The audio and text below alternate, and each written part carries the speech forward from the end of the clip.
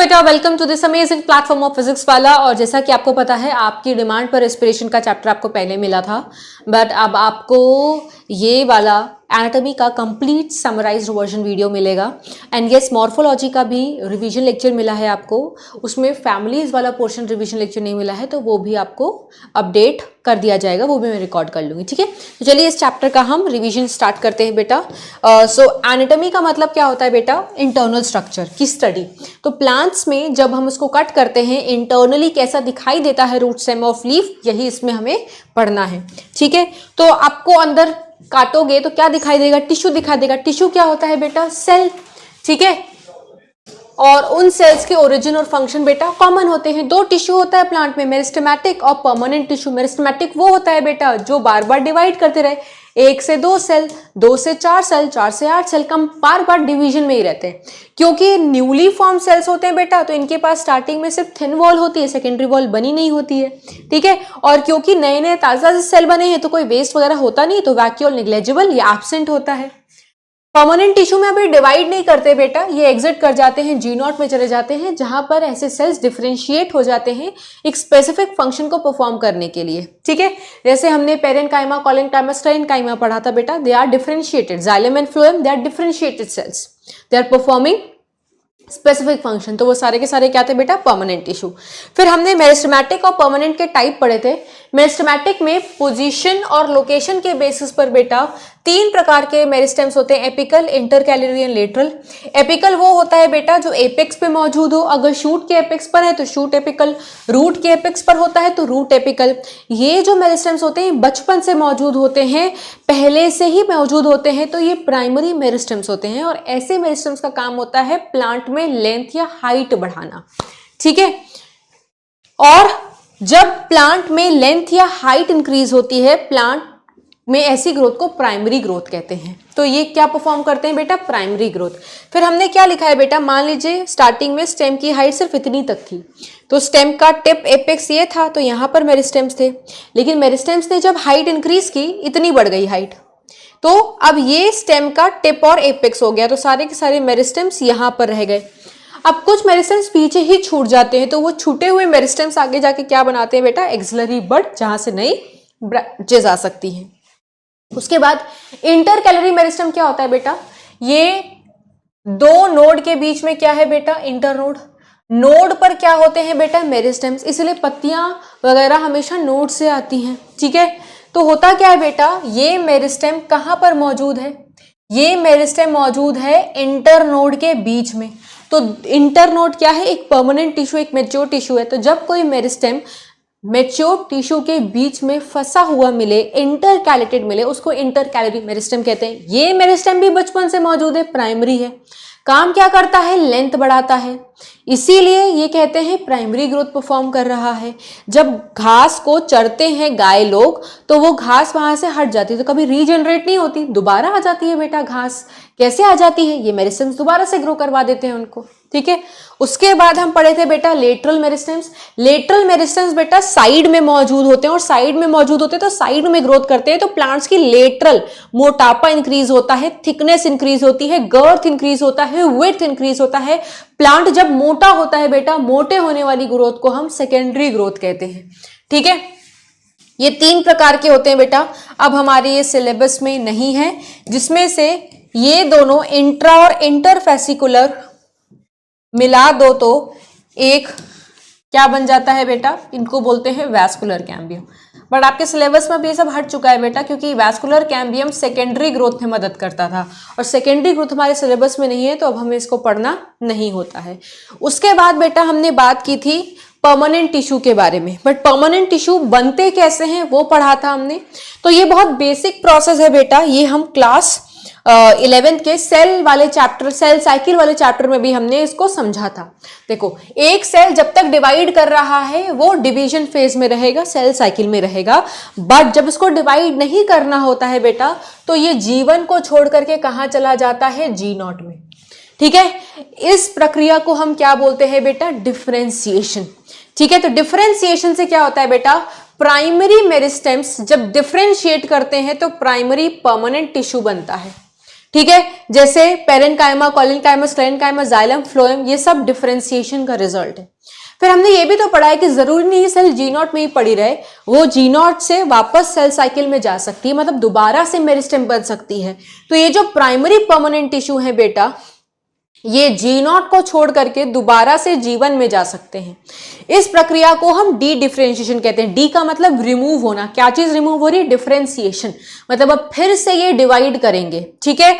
और अब जो मेरिस्टेम्स बन करके आते हैं बेटा, उनको हम सेकेंडरी मेरिस्टेम्स कहते हैं। तो ये जो लेटरल मेरिस्टेम्स हमने पढ़ा था ना बेटा, ये सेकेंडरी मेरिस्टेम्स है, ये बाद में जाके बनते हैं, इसलिए प्लांट में मोटापा भी आपको बाद में दिखाई देता है, ठीक है। अब जब सेल दोबारा से बेटा जी नॉट में आएगी तो उस प्रोसेस को रीडिफरेंशिएशन कहते हैं।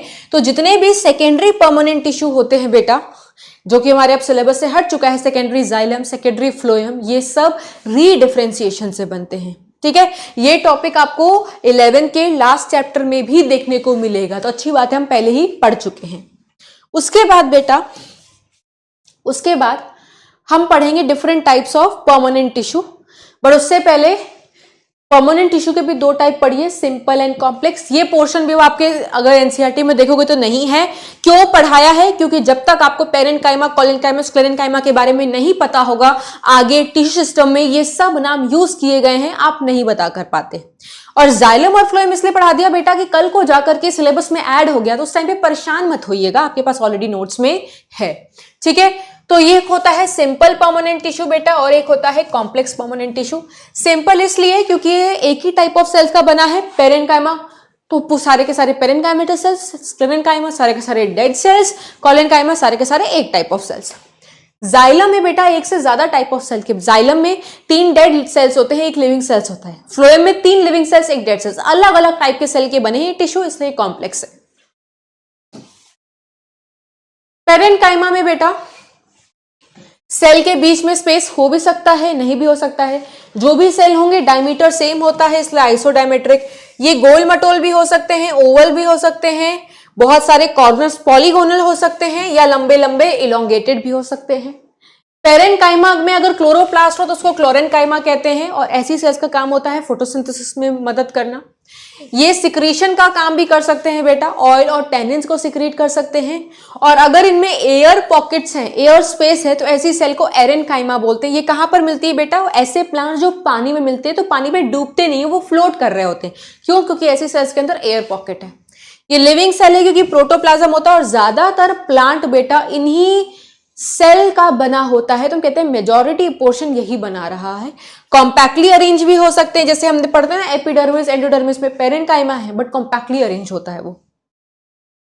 इसके बाद बेटा कोलिनकाइमा हमने पढ़ा था कि कोलिनकाइमा में कॉर्नर्स पर क्या प्रेजेंट होते हैं बेटा? थिकनिंग्स मौजूद होती हैं, जिसकी वजह से सेल्स के बीच में कोई स्पेस नहीं होता, ठीक है। ये लिविंग सेल है, प्रोटोप्लाज्म है, कॉर्नर थिकनिंग है, सेल वॉल में सेल्यूलोज, हेमीसेल्यूलोज और पेक्टिन दिखाई देता है। इंटरसेल्युलर स्पेस आप देख सकते हो नहीं है। कहां पे मिलते हैं? यंग स्टेम और लीफ के पेटियोल में, और वहां पर मौजूद होकर इनको स्ट्रेंथ प्रोवाइड करते हैं। देखो क्या प्रोवाइड करते हैं बेटा, यहां पर इनको क्या प्रोवाइड करते हैं? ये स्ट्रेंथ प्रोवाइड करते हैं। ये देखिए, collenchyma provide strength to young stem and petiole of leaf. अब इसी वजह से इनको बेटा हम मैकेनिकल टिश्यू भी कहते हैं, क्योंकि मैकेनिकल स्ट्रेंथ प्रोवाइड करते हैं। इनके पास भी क्लोरोप्लास्ट हो सकता है, और क्लोरोप्लास्ट है तो क्या काम करेंगे? फोटोसिंथेसिस। ये कहां पर मौजूद होते हैं बेटा? डाइकॉट स्टेम में, ठीक है। और डाइकॉट स्टेम में जो हाइपोडर्मिस होती है, एपिडर्मिस के जस्ट नीचे, वो एक लेयर में मौजूद होती है, ठीक है। यहां पर देखो क्या लिखा हुआ है कि डाइकॉट स्टेम में ही आपको क्या दिखाई देते हैं बेटा? कोलिनकाइमा, ठीक है। क्योंकि मोनोकॉट स्टेम में जो हाइपोडर्मिस होती है वो स्क्लेरेन्काइमेटस की होती है, अगर आपको याद है तो। डाइकॉट स्टेम में हमने पढ़ा था कि कोलिनकाइमेटस हाइपोडर्मिस होती है, इसलिए यहां पर लिखा हुआ है कि डाइकॉट स्टेम में कोलिनकाइमा की सेल दिखाई देती है। अगर दिखती है तो भैया कहां दिखती है? एपिडर्मिस के जस्ट नीचे, जिसको हम हाइपोडर्मिस बोलते हैं। अब एनसीईआरटी कहती है कि ये जो हाइपोडर्मिस है बेटा, या तो ये लेयर में हो सकती है इस तरीके से, पूरी की पूरी एक लेयर मौजूद है एपिडर्मिस के नीचे हाइपोडर्मिस की, या ये मौजूद हो सकती है बेटा पैचेस में। ये देखो यहां पर मौजूद है हाइपोडर्मिस, यहां पर मौजूद है, यहां पर मौजूद है, यहां पर मौजूद है।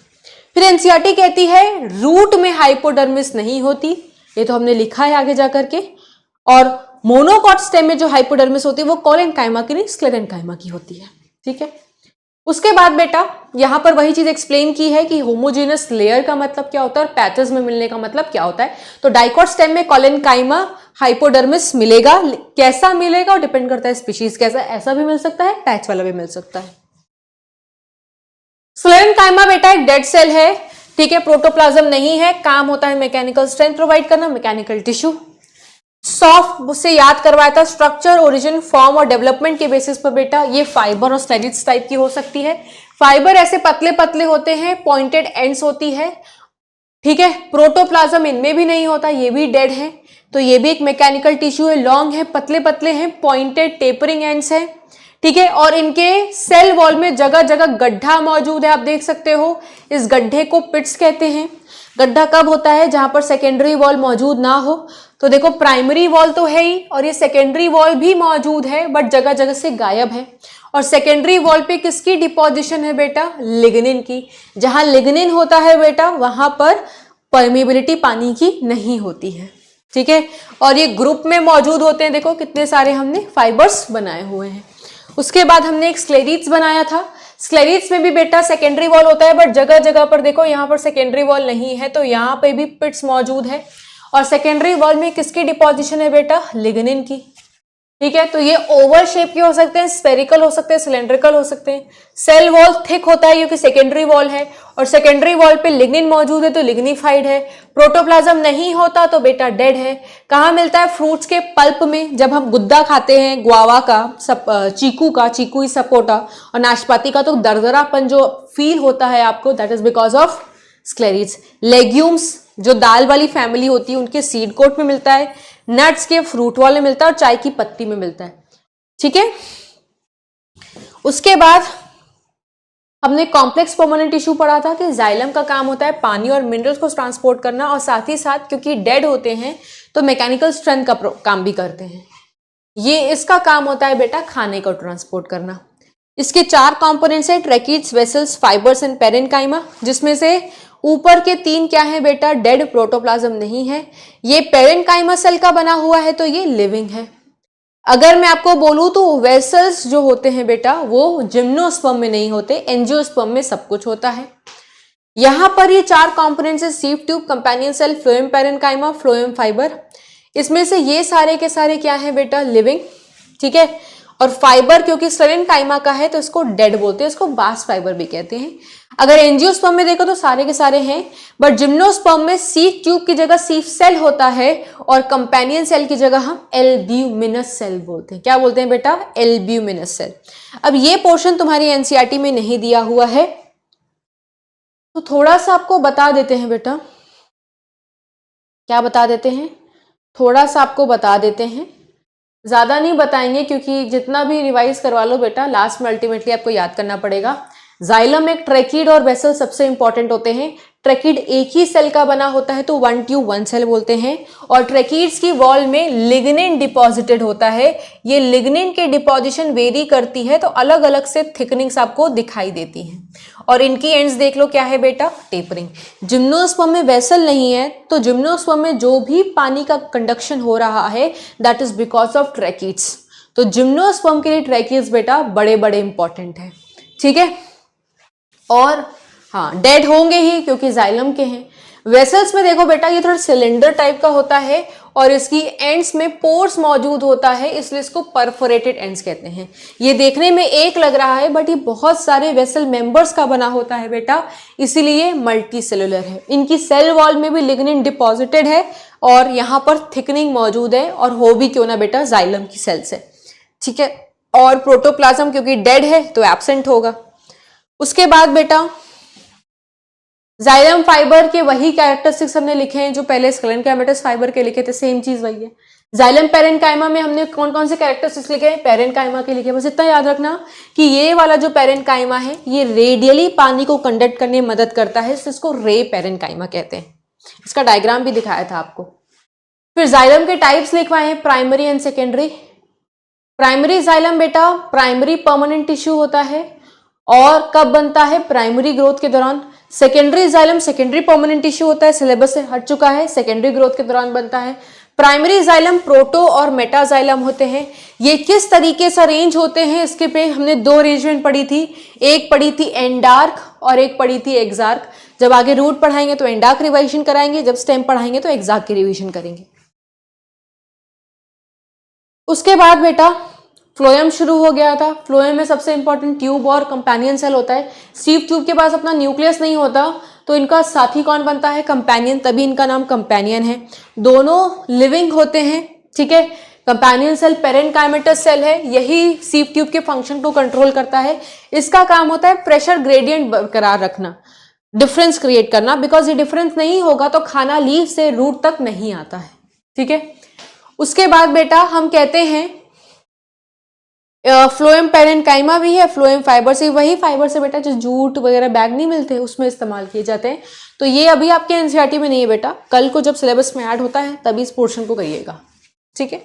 उसके बाद बेटा जहां से हमारा पोर्शन शुरू है दैट इज टिश्यू सिस्टम, ठीक है। यहाँ पे भी प्राइमरी और सेकेंडरी फ्लोएम के टाइप्स हो सकते हैं बेटा। प्राइमरी फ्लोएम का भी मेटा और प्रोटो फ्लोएम होता है, बिल्कुल वैसे ही जैसे हमने जाइलम में पढ़ा था, बस यहाँ पर एंडार्क और एक्सार्क नहीं बोलते with respect to the phloem. चलिए यहाँ से बेटा हमारे सिलेबस में है, यहाँ से एनसीईआरटी में दिया हुआ है, तो उस चीज को हम पढ़ लेते हैं फटाफट से, ठीक है। टिश्यू सिस्टम में बेटा क्या पढ़ना है आपको? 3 टिश्यू सिस्टम पढ़ने हैं, एपिडर्मल, ग्राउंड एंड वैस्कुलर। और इस टिश्यू सिस्टम में जैसे एपिडर्मल की बात करूं तो हम एपिडर्मिस के बारे में पढ़ते हैं। एपिडर्मिस पे और क्या क्या चीजें मौजूद होती हैं, जैसे रूट की एपिडर्मिस होगी तो रूट हेयर, स्टेम की एपिडर्मिस होती है तो बेटा स्टेम हेयर मौजूद होते हैं, और अगर लीफ की एपिडर्मिस हुई तो वहां पर एक स्ट्रक्चर दिखाई देता है that is stomata. Ground tissue में क्या क्या आता है? अगर एपिडर्मिस और वैस्कुलर टिश्यूज हटा दो बेटा तो जो भी कुछ रह जाता है दैट इज ग्राउंड टिश्यू, जिसमें आता है कॉर्टेक्स। कॉर्टेक्स में 3 लेयर होती हैं बेटा। जो सबसे पहला कॉर्टेक्स का लेयर होता है वो हाइपोडर्मिस, जो जस्ट एपिडर्मिस के नीचे मौजूद होता है। इसके बाद बेटा एक जनरल कॉर्टेक्स आता है, और सबसे लास्ट लेयर जो होती है कॉर्टेक्स की दैट इज एंडोडर्मिस। एंडोडर्मिस के बाद क्या शुरू होता है? पेरीसाइकिल, जो भी ग्राउंड टिश्यू का हिस्सा है। उसके बाद सबसे अंदर की तरफ पिथ मौजूद होता है। यहां पर जाइलम एंड फ्लोएम किसका हिस्सा बनते हैं? वैस्कुलर टिश्यू सिस्टम का, ठीक है। तो सबसे पहले बेटा एपिडर्मल टिश्यू सिस्टम हम पढ़ेंगे। एपिडर्मल टिश्यू सिस्टम में सिर्फ ये बताया गया है कि इस सिस्टम में आता क्या क्या है। एपिडर्मिस आती है, आप देखो सिंगल लेयर्ड है बेटा, पेरेनकाइमेटस सेल की बनी होती है, ठूस ठूस के पैक्ड है तो कंपैक्टली अरेंज कहते हैं, कोई स्पेस नहीं है। सेल में क्या है बेटा? वैक्यूल है बीच में, क्योंकि प्लांट की सेल है, और साइड साइड में किनारे किनारे क्या है बेटा? साइटोप्लाज्म। अगर रूट की एपिडर्मिस हुई बेटा तो इसके ऊपर देखो कोई क्यूटिकल मौजूद नहीं होगा, ठीक है। यहां पर देखो क्या लिखा हुआ है, एपिडर्मिस अगर रूट है तो देखो कोई भी क्यूटिकल नहीं दिखा रखी है हमने। और एपिडर्मिस की सेल बेटा एक्सटेंड कर जाती है हेयर लाइक में, क्या बना लेती है बेटा? रूट हेयर, जिसका काम होता है सरफेस एरिया इंक्रीज करके पानी और मिनरल को एब्जॉर्ब करना।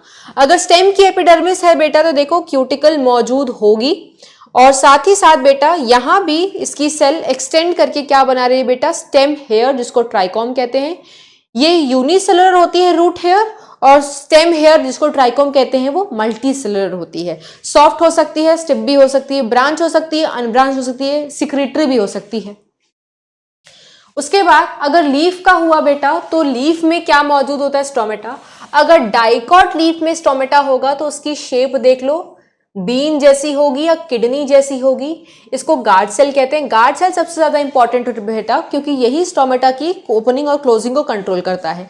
जब इसके अंदर पानी घुसता है बेटा तो ये फूल जाता है, टर्जिड हो जाता है, जिसकी वजह से ये खुल जाता है। जब इसके अंदर से पानी निकलता है तो ये फ्लैसिड हो जाता है, जिसकी वजह से ये क्लोज्ड हो जाता है। क्योंकि पानी का आवागमन है बेटा, जा रहा है, तो पानी में बड़ा प्रेशर होता है, और उस प्रेशर को झेल सके इसलिए देखो गार्ड सेल की अंदर वाली वॉल कितनी मोटी होती है और बाहर वाली वॉल बेटा पतली होती है। गार्ड सेल के पास में कुछ एपिडर्मल सेल्स होती हैं जो मॉडिफाई हो जाती हैं और बना लेती है सब्सिडरी सेल। गार्ड सेल के आसपास देखो सारी की सारी मॉडिफाइड एपिडर्मल सेल्स दिखाई दे रही हैं, जिसको हम सब्सिडरी सेल्स कहते हैं, एसेसरी सेल्स कहते हैं। काम होता है गार्ड सेल को प्रोटेक्ट करके रखना, ठीक है। दिन के दौरान स्टोमेटा खुलता है, रात के दौरान स्टोमेटा बंद हो जाता है। मोनोकॉट का हुआ तो आप शेप देख रहे हो बेटा, डंबल होता है, डंबल होता है, और बाकी फंक्शन वही होगा। यहाँ पे भी गार्ड सेल वही काम कर रहा होगा जो डाइकॉट में काम कर रहा होगा, बस दोनों में शेप का अंतर है।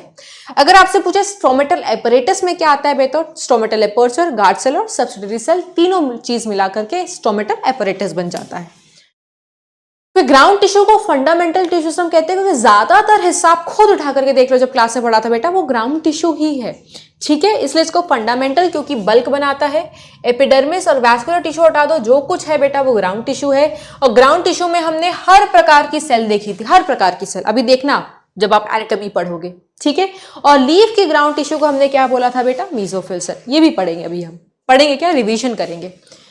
वैस्कुलर टिश्यू में बेटा दो अरेंजमेंट्स होते हैं, रेडियल हो सकता है, कंजॉइंट हो सकता है। रूट में बेटा रेडियल होता है, क्योंकि आप देखो जाइलम अपने अलग रेडियस पर है, फ्लोएम अपने अलग रेडियस पर है, तो जाइलम और फ्लोएम जब अलग रेडियस पर मौजूद होते हैं तो उसको रेडियल अरेंजमेंट कहते हैं, रूट का फीचर है। स्टेम में क्या होता है बेटा, सब देखो सब एक ही रेडियस पर है, xylem and phloem present on the same radius, ठीक है, तो उसको कंजॉइंट बोलते हैं। कंजॉइंट किसमें दिखाई देता है बेटा, स्टेम को काटोगे, लीफ को काटोगे तो तुम्हें कंजॉइंट सिस्टम दिखाई देगा। कंजॉइंट में भी बेटा दो प्रकार हो सकता है, अगर जाइलम और फ्लोएम के बीच में कैम्बियम दिखाई देगी तो ये कंजॉइंट तो है, क्योंकि जाइलम और फ्लोएम सेम रेडियस पर है, कैम्बियम मौजूद है तो ओपन है। ओपन मतलब इसका दरवाजा खुला है, इसमें सेकेंडरी ग्रोथ होगा। जब जाइलम और फ्लोएम नहीं है, के बीच में कैम्बियम नहीं है, तो इसको क्लोज अरेंजमेंट कहते हैं, दैट मीन्स का दरवाजा बंद है, सेकेंडरी ग्रोथ नहीं होगा, ठीक है। सेकेंडरी ग्रोथ किसमें नहीं होता है, मोनोकॉट स्टेम में और लीफ में, चाहे डाइकॉट हो चाहे मोनोकॉट, कभी वो मोटी नहीं होती। ये वाला सिस्टम किसमें मिलेगा बेटा, डाइकॉट स्टेम में। एक और बेसिस पर आप क्लासिफाई कर सकते हो, अगर फ्लोएम एक ही है तो कंजॉइंट कहेंगे, जाइलम और फ्लोएम सेम रेडियस पर है, जाइलम और फ्लोएम सेम रेडियस पर है तो कंजॉइंट कहोगे, इनके बीच में कैम्बियम है तो ओपन कहोगे, और फ्लोएम एक ही पैच है तो कोलैटरल कहोगे। ऐसा किसमें दिखाई देता है बेटा तुम्हारे, अगर ओपन है तो डाइकॉट स्टेम। यहां पर देखो क्या है बेटा, ये कंजॉइंट है, क्लोज है, कोलैटरल है। क्यों कंजॉइंट, इसलिए क्योंकि जाइलम और फ्लोएम सेम रेडियस पर है। क्लोज इसलिए है बिकॉज कोई कैम्बियम नहीं है। फ्लोएम एक ही है बेटा तो ये कोलैटरल है। यहां पर बाई कोलैटरल क्यों कह रहे हैं, क्योंकि फ्लोएम का दो पैच है। कंजॉइंट क्यों कह रहे हैं, क्योंकि जाइलम और फ्लोएम सेम रेडियस पर है। ओपन क्यों कह रहे हैं बेटा, क्योंकि यहां पर कैम्बियम मौजूद है, ठीक है। चलिए अब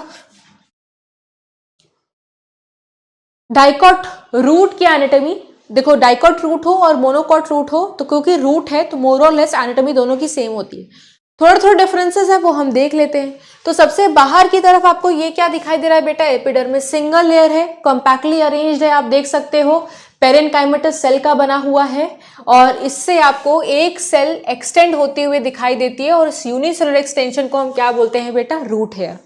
क्योंकि रूट का एपिडर्मिस है तो क्यूटिकल, स्टोमेटा और क्लोरोप्लास्ट यहां पर दिखाई नहीं देते हैं। इससे नीचे आ जाओगे तो बेटा आपको ये सेल क्या दिखाई देती है बेटा, कॉर्टेक्स।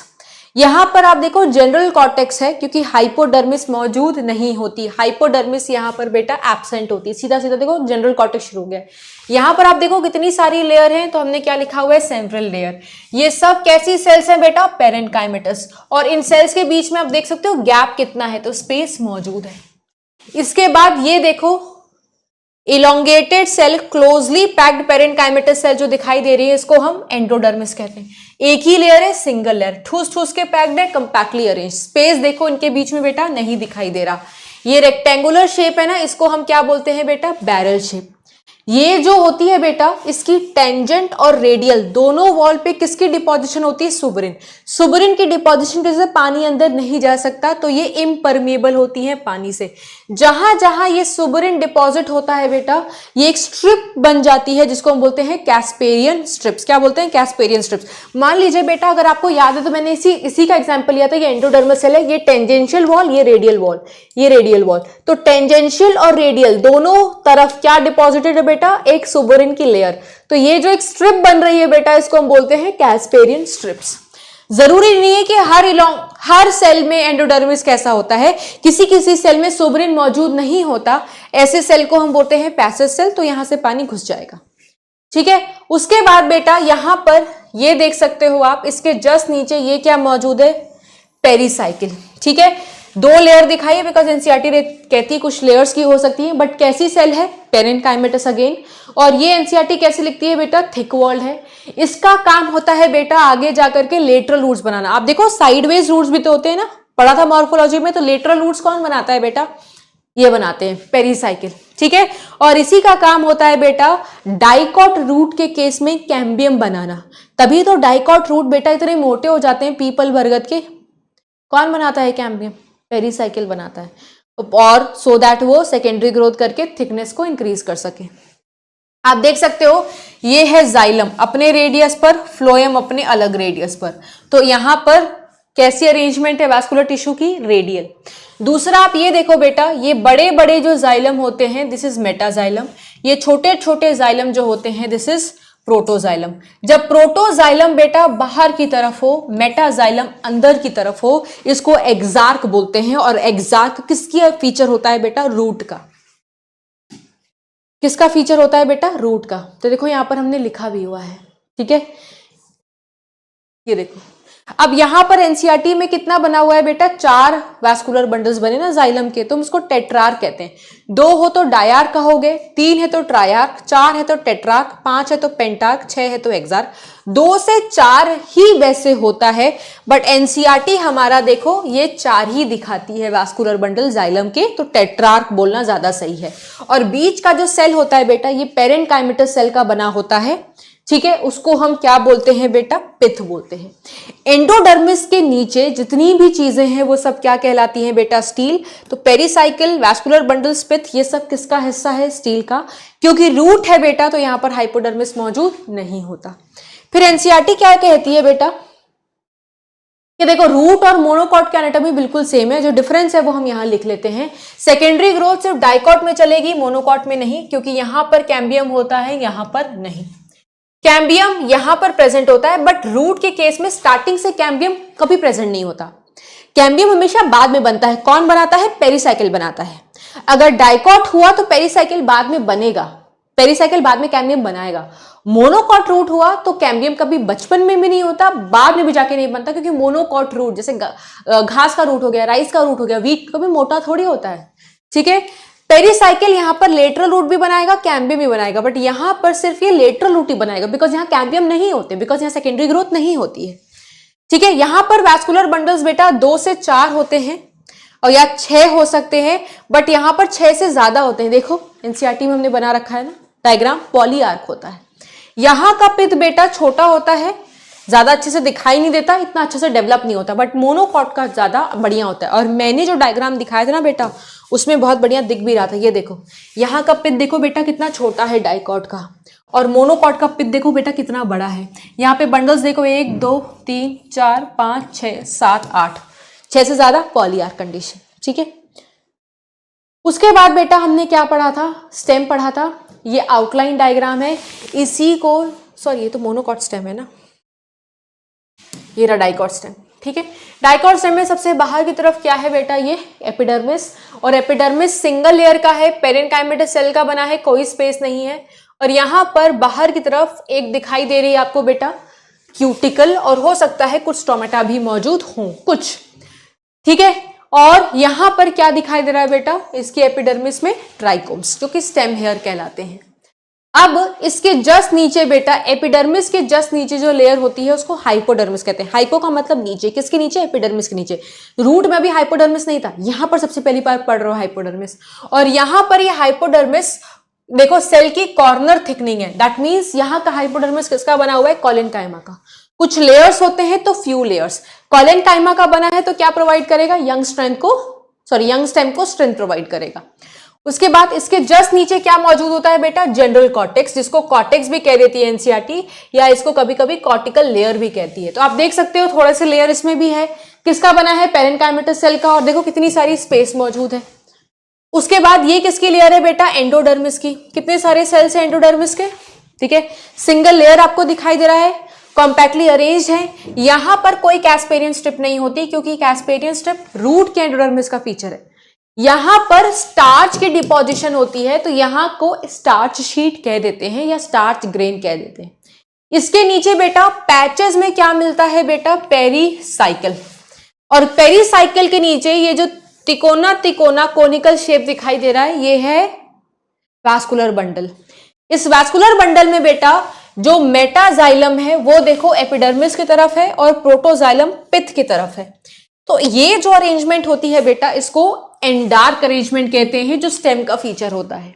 यहां पर जाइलम और फ्लोएम सेम रेडियस पर मौजूद हैं, तो ये कंजॉइंट अरेंजमेंट है। क्योंकि ये डाइकॉट स्टेम है तो इन दोनों के बीच में कैम्बियम भी होगा, बिकॉज डाइकॉट स्टेम मोटे भी होते हैं, सेकेंडरी ग्रोथ भी हो रही होती है। बीच वाली जगह को हम क्या कहते हैं बेटा, बीच वाली जगह को हम कहते हैं पित्त। पित्त को और हम क्या नाम दे सकते हैं बेटा, मेड्यूला। ठीक है, क्या नाम दे सकते हैं, मेडुला। पित्त की जो सेल हैं दो वैस्कुलर बंडल के बीच में बेटा एक्सटेंड हो जाती हैं, एक रे टाइप का बना लेती हैं, इसको हम मेडुलरी रे कहते हैं। ठीक है, यहां पर मेडुलरी रे दिखाई देता है और रूट के केस में कंजक्टिव टिश्यू दिखाई देता है, जो जाइलम और फ्लोएम सेल्स के बीच में मौजूद होता है, वो भी कंजक्टिव टिश्यू इसकी तरह पेरेन्काइमेटस सेल का ही बना होता है। ठीक है, उसके बाद ये क्या था बेटा आपका, मोनोकॉट स्टेम। इसी को थोड़ा सा कट करोगे तो कुछ ऐसा दिखाई देगा। यहां पे भी बाहर की तरफ आप देख सकते हो बेटा एपिडर्मिस है। ठीक है, और यहां का ग्राउंड टिश्यू कहते हैं बहुत अच्छे से डिफरेंशिएटेड नहीं होता है, क्योंकि यहां पर कॉर्टेक्स, एंडोडर्मिस, पेरिसाइकल, पित्त ये सब देखो एब्सेंट है, कुछ भी नहीं दिखाई दे रही। ठीक है, यहां पर हाइपोडर्मिस दिखाई देती है, किसकी बनी है बेटा, ये स्क्लेरेनकाइमेटस की। रेस्ट सिर्फ एक ग्राउंड टिश्यू के नाम से लेबलिंग कर दी है, जिसको एनसीईआरटी कहती है पेरेन्काइमेटस सेल का बना है, काफी अच्छे पोर्शन में लार्जली दिखाई देता है, कॉन्स्पिक्यूअस होता है, देख सकते हो। और इसी ग्राउंड टिश्यू में क्या एम्बेडेड होते हैं बेटा, वैस्कुलर बंडल्स। ये देखो वैस्कुलर बंडल्स। ठीक है, अब ये वैस्कुलर बंडल्स देखो अलग अलग के टाइप के हैं, बीच वाले देखो बड़े बड़े हैं, साइड वाले देखो छोटे छोटे हैं, इसलिए यहां पर बोलते हैं बेटा पॉलीमॉर्फिक वैस्कुलर बंडल्स है। ठीक है, सेंटर वालों की साइज बड़ी है, डेंसिटी कम है, और पेरीफेरी मतलब किनारे वालों की साइज छोटी है, बट नंबर में वो ज्यादा है। और कैसे फैले हुए हैं, ऐसे फैले हुए स्कैटर्ड वैस्कुलर बंडल को हम एटैक्टोस्टील कह देते हैं। मोनोकॉट है तो सेकेंडरी ग्रोथ नहीं होगी, यहां पर फ्लोएम पेरेन्काइमा भी नहीं होता है, क्योंकि स्टेम है तो अरेंजमेंट एंडार्क होगी, स्टेम है तो अरेंजमेंट कंजॉइंट होगी, कैम्बियम नहीं होता तो उसको क्लोज्ड बोलेंगे। क्लोज्ड क्यों बोलेंगे, सेकेंडरी ग्रोथ भी नहीं होगी। यहां पर बेटा एक वाटर कंटेनिंग कैविटी बन जाती है, क्योंकि यहां पर जो जाइलम है वो डीजेनरेट कर जाता है, जिसकी वजह से अंदर एक स्पेस क्रिएट हो जाती है, जहां पानी कंटेनिंग कैविटी बोल सकते हो आप इसको। यहां पर ये जो वैस्कुलर बंडल है बेटा जाइलम वगैरह, इसको सराउंड करने के लिए स्क्लेरेनकाइमेटस सेल्स मौजूद है। तो जब वैस्कुलर बंडल को सराउंड करने के लिए स्क्लेरेनकाइमेटस सेल्स मौजूद होता है तो हम उसको बंडल शीट कहते हैं। अगर आपसे कोई पूछे यहां पर बंडल शीट किसकी मौजूद है बेटा, स्क्लेरेनकाइमा की, तो हम इसको बोलते हैं स्क्लेरेनकाइमेटस बंडल शीट। ठीक है, चीजें याद करनी पड़ेंगी, बट मैं आपको सिर्फ इसमें रिविजन करवा रही हूं सो दैट आप रिकॉल कर सको।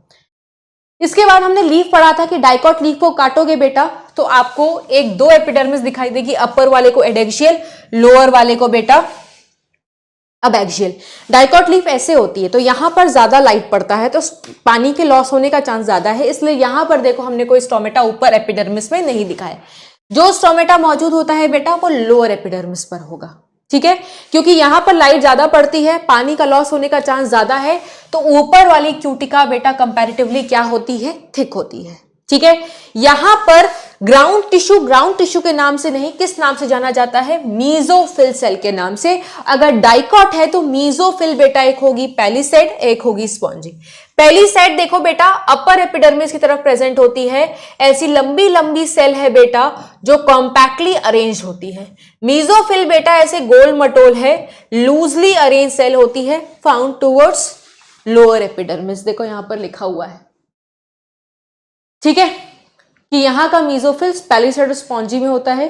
पैलिसेड के कैरेक्टरिस्टिक्स लिखे हुए हैं, स्पॉन्जी के कैरेक्टरिस्टिक्स लिखे हुए हैं, और यही वो हिस्सा है बेटा जो लास्ट पीपीटी से ये वाला हिस्सा डिलीट हो गया था। ठीक है, तो मैंने कहा था ना मैं नोट्स अपडेट कराऊंगी, तो मैं अपडेट करा दूंगी, बट उससे पहले मैंने वहां का स्क्रीनशॉट यहां पर ऐड कर दिया। यहां का वैस्कुलर बंडल बेटा कैसा होगा, एंडार्क। ठीक है, कैसा होगा बेटा, एंडार्क होगा। एंडार्क, अच्छा एंडार्क होगा या कंजॉइंट होगा?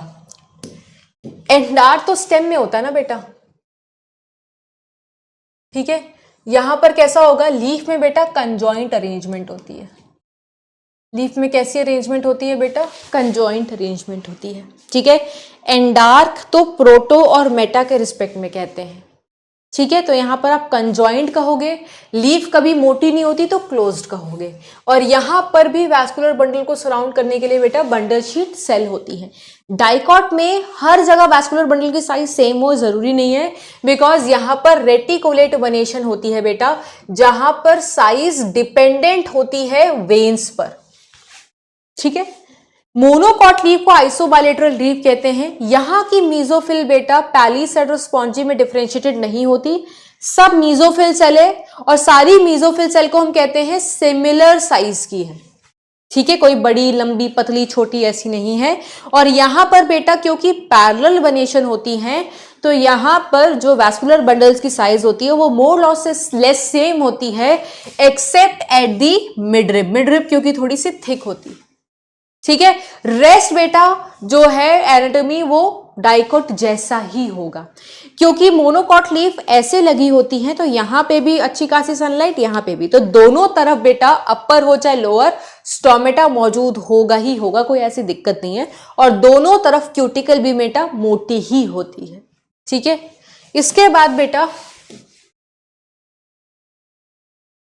यहां पर अपर एपिडर्मिस पर मोनोकॉट के केस में कुछ एपिडर्मल सेल्स मॉडिफाई हो जाती हैं और बना लेती हैं बेटा बुलीफॉर्म सेल्स, जिसका काम होता है बेटा अंदर की तरफ कर्ल होकर के लीफ को फोल्ड करके सरफेस एरिया घटा करके वाटर स्ट्रेस कंडीशन में पानी के लॉस को प्रिवेंट किया जा सके, ठीक है। ऐसी सेल्स को हम क्या बोलते हैं बेटा? Bulliform cells. बड़ी बड़ी कलरलेस एम्प्टी सेल्स होती हैं, ठीक है। तो ये अभी मैं अपडेट भी करवा दूंगी। So this was all about बेटा योर एनाटॉमी का रिवीजन, ठीक है। तो अभी तक जितने चैप्टर्स आपको मिले हैं सबके एनाटॉमी रिवीजन हो चाहे समरी लेक्चर्स हो, वो आप तक पहुंच चुके हैं। अब जो करंट चल रहा है फोटोसिंथेसिस, उसका भी आपको एक बार खत्म हो जाए तो समरी लेक्चर मिल जाए, ठीक है। तो मिलते हैं अगले लेक्चर में। Till then bye bye, take care everyone.